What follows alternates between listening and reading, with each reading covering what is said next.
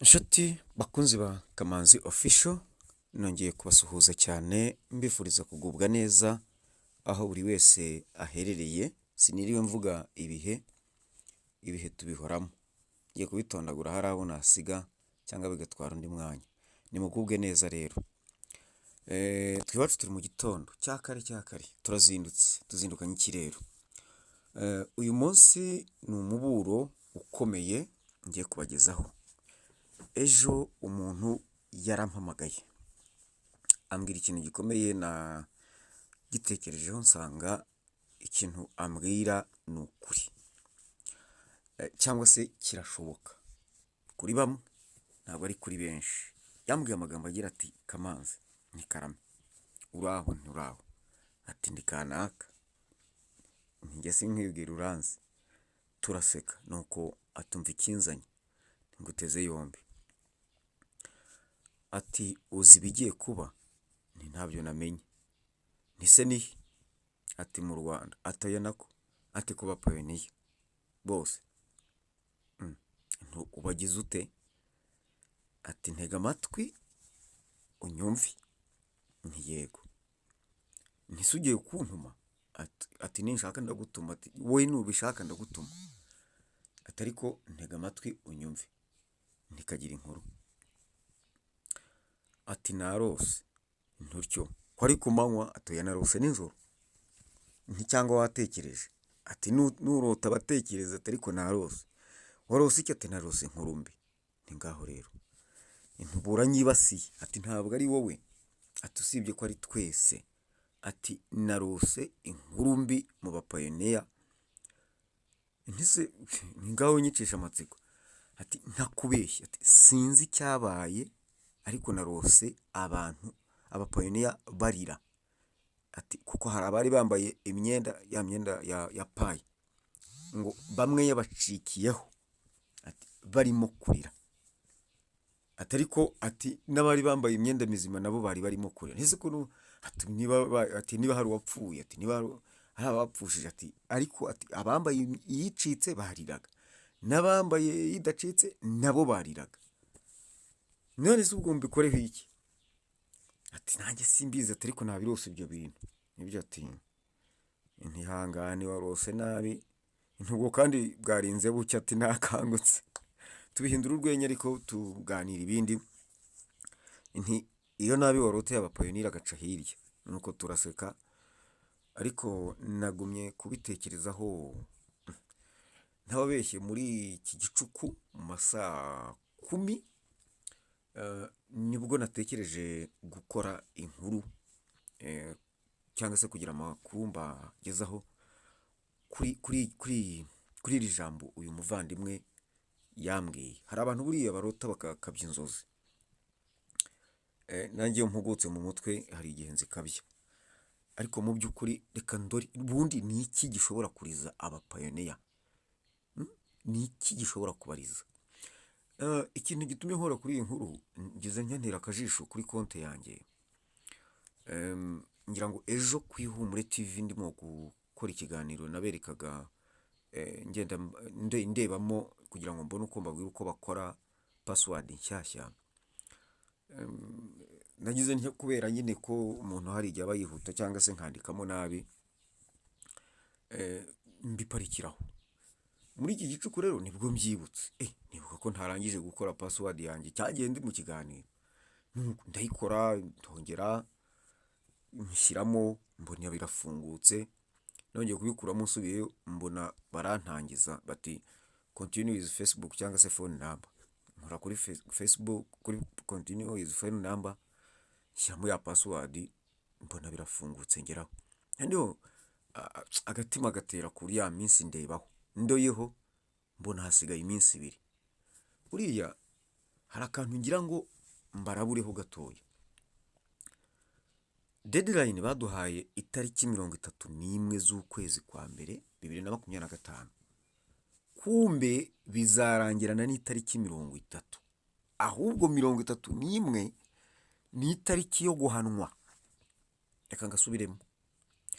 Itariki 31 z'ukwa mbere 2025 ni itariki y'igihano, ni itariki yo guhanwa. Hazahanwa nde rero? Reka mbihuze na za nzozi za wa muntu. Hazahanwa umuntu wese uzaba warageze ku itariki 30 afite KYC atarashoboye kuyikora ngo anuzuze mainnet checklist yose kugeza ku ntambwe ya 8. Uwo muntu payize azahanishwa kuzamburwa. Hanyuma hari abarebaho bakabona barashukwa n'iya minsi babahaye. Iyo minsi yindi izaba isigaye niyo uzaba uhawe ngo izindi ugiye kumayininga. Nutuzuza bya bindi wazize, ahubwo konte yawe nyuma yaho izafungwa. Icyo cyaburiza abapayoniyazi. Abandi bapayoniya bashobora kurira cyangwa se bazarira. Si ngombwa kuzarira kuri izo tariki. Igihe cyose waririra, mu magambo muri make igishobora kuriza umupayoniya ni iki? Benshi bazarira. Niba nakwitayo kwarika.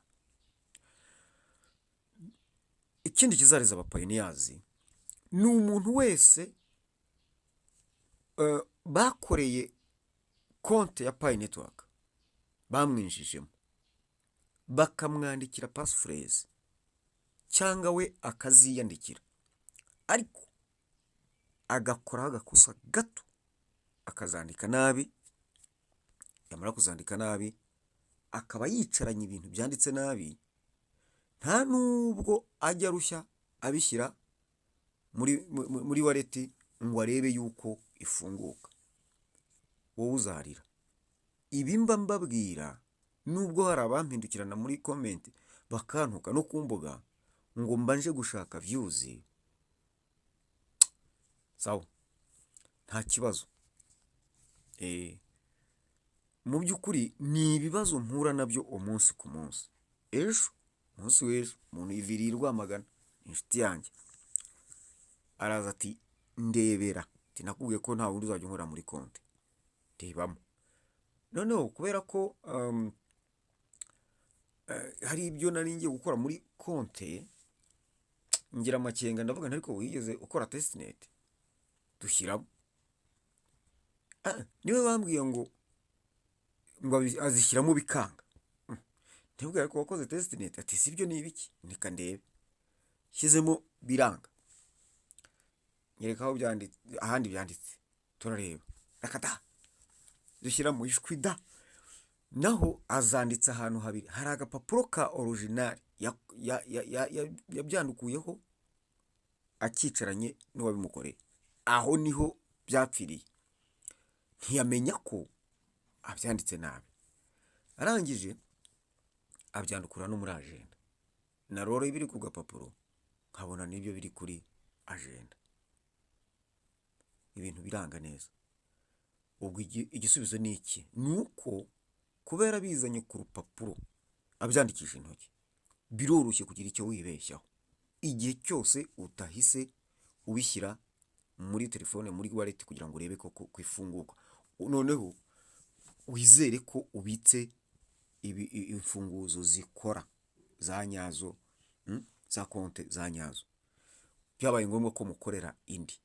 Kandi ubwo payize ziraho ngaho isaha n'isaha zishobora kwimuka. Bashobora kumukorera migration. Ese baramutse bamukoreye migration byagenda biti? Ni ukuvuga ngo za zindi zagezeho arazitakaza burundu, kuko biba bisaba gukora indi konti. Ubwo iya mbere biteshejwe agaciro n'ibiriho byose. N'uwo nawe azarira. Undi muntu ushobora kurira ni umuntu mu by'ukuri udafite passphrase habe namba, nyamara yicaye azi ko ibintu biraho. Hari abantu babifashe babibika muri telefoni zabo, ariko ntibagira amakenga yo kugira ngo babike ahandi ku ruhande. Telefoni irapfuye, iratakaye, barayibye, ikize ibindi bibazo zisibanyemo. Hari abantu bazibika kuri WhatsApp, ejo igashira expiring, bashyiramo indi bagasanga ibyariho byagiye. Ibyo byose mbabwira ni ibibazo nkunda guhura nabyo. Nyamara ibyo ndimo kuvuga hano, ibi ngiye kubabwira niba mbabeshya ufite kunyomoza. Iyo nkukoreye nkabishyira muri WhatsApp cyangwa se kuri email, ndakubwira ngo gira vuba ubikuremo, ubifotoze, ubibike, ubihanaguremo hano, cyangwa ubyandukure niba wizeye umukono wawe, ubyandukure ariko ubibike utabibitse hano muri telefone. Ndababwiza ukuri, benshi ndabibabwira, ariko ntungurwa no kubona umuntu agize atya akaza ati bya bintu byanjye wabishyize he? Ngiye ibintu byawe ndabigendana. Reka da, buri wese agenda nibye. Niba wowe ibyawe utabifite ntubimbarizeho, bibitse iwawe, ahubwo ikabakabe urebe aho waba warabibitse, ni wowe uzi aho biri. Na cyane ko ni muri telefone yawe, ntahandi njya mbikira umuntu ibintu bye, ni muri telefone ye. Icyakora mu gihe kizaza, mu gihe kigiye kuza, tugiye kubafasha kubibika, kuko icyangombwa twari dutegereje cya RDB cyasohotse. Tugiye gutangira gushyiraho uburyo bwo kubafasha kubibabikira. Ukuntu uzajya ubikora tuzabibabwira, singiye kubisobanura hano nk'aho aricyo cyari kinzanye. Ni uburyo buzaba bwemewe n'amategeko kandi bwizewe, tugufashe kubikubikira wowe utabishobora. Naho ubundi yayibambe ndababariye pe. Ngayo nguko, ntabwo mutagira ngo wenda no kubishongoraho, ariko mu by'ukuri buri wese ni umurinzi w'umutungo we. Muri Bibiliya abakristu nibo bajya barabizi, haranditse ngo aho ubutunzi bwawe buri niho umutima wawe ugomba kuba uri. Ntangazwa n'abantu benshi batazi agaciro ka payi bafite mu biganza byabo, bakayifata uko biboneye, bagafata ibyangombwa byabo uko biboneye, bakajugunya imfunguzo uko biboneye, ngaho za passphrase zaki babawe mu kandi kanya ukabona araza ukagira ngo aje kubishakisha mu nzira aho yabitaye. Ni ukuri bene abo bantu bazarira. Ndagira ngo ngana ku musozo mbabwire n'iki ngiki. Rinda ibi bintu, dore ikintu ugomba kurinda cyane. Rinda passphrase yawe zawe, umenya aho ziri, y'amagambo 28, uko yarindamo uko ariko kose, ariko uyarinde kuyabika muri telefone. Rinda password ya Pi network winjiranye, uyimenye, uyirinde. Rinda password ya email yawe, ndetse na email yawe uyimenye. Rinda password ya Facebook yawe, kandi n'izina rya Facebook yawe urimenye. Rinda wallet yawe, kubera ko wallet umuntu ashobora kugusaba wenda kuba warabibitse kure, umuntu akagusaba wallet kugira ngo akwishyure cyangwa aguhe Pi, ugahita uyimwoherereza direct utagombye kujya gushaka imfunguzo niba warazibitse kure. Ibi byose mbabwira kurinda. Ikindi, rinda telefone yawe kugeza no ku rwego rwo kuyirinda abana mu rugo kugira ngo batayicokoza. Yirinda abantu abari bo bose, bya bindi mwamenyereye byo kugira yirinda abantu abari bo bose. Ikindi, irinde nawe ubwawe. Hari igihe ugera ahantu wagira icyo wafungura Pi, nawe uramayininga bakaba barakubonye, barakumenya. Nawe irinde. Tugomba mbega gutegura ubwirinzi, tuzirinda, tugomba kwirinda. Hanyuma ikindi ugomba kumenya, telefone yawe igomba kuba irimo umuriro, ugomba kuba ufite internet kugira ngo ukurikire amakuru umunsi ku munsi. Ndababwiza ukuri, mu gihe tukitije iyi YouTube channel ya Kamanzi Official, ndagira ngo mbamenyeshe yuko tufatanye mujye mukurikira ikiganiro. Dukoresha audio kenshi, ugikurikire ucyumve, wumve birimo, wihangane. Umara iminota 50 uri ku ntambara ya byacitse, yo gutukana, ya bintu byawe bipfuye amaso, ariko iminota 20 iguha impanuro kuri Pi network ikakunanira, nawe ushobora kuzisanga mu barira. Ntago ngiye kubatongera ngo mugire ngo wenda ndabatongerera, oya. Ni uguhanura, ni ukubigisha, ni ukubafasha, ni ugufashanya, ni uguhwiturana, ni uguhugurana, nta n'ikindi. Gusa muragira ngo tuvuge iki kindi, nta zindi updates zihari. ibyo byavuzwe byaravuzwe. Ibindi mushaka ni iki? Mureke duhugurane, dutunganye ahubwo konti zacu, ibidatunganye tubitunganye, tubisubize ku murongo. Ikindi, mu byo wirinde amakuru y'ibihuha. Abantu hano bamenyereye kuza gushaka views, noneho abashaka views ntimubazi neza, gakubita igihuha nk'icyo nababwiye ejo bundi, ariko nyagasani cyo rubanda ntibagira n'isoni. Nuko rero ubimenye, ubyirinde. Ntabwo uzabyirinda, ntuzabimenya niba udakurikira Kamanzi Official ngo tuganire, cyangwa se Ihumure TV, kugira ngo tuganire mumenye n'iki kijya mbere. Abantu bafite amayeri menshi, ni murinde konti zanyu bataziba. Hanyuma rero reka nsoreze kuri ibi ngibi ngiye kubabwira ibintu nka bitatu wenda. Amakuru meza arakomeje, ni mukore password nshyashya. Nawe ufite konti ya kera, niba utabishoboye ngwino tugufashe. Ndashimira aho twari dufashije babyumvise rwose. Abantu bafite konti zapfuye nyamara bicaranye payi nyinshi, ariko hari aho biri bugusabe gutangira bushyashya nubwo waba ufite payi 1000 zirenga. Hari uwarokoye payi 1087, yari afite 6 kuri konti nshya, ariko ubwo tumufasha gusiba ya yindi completely. Hanyuma kandi tukagira gute, tukakora password nshyashya, tukazana ya konti ya mbere.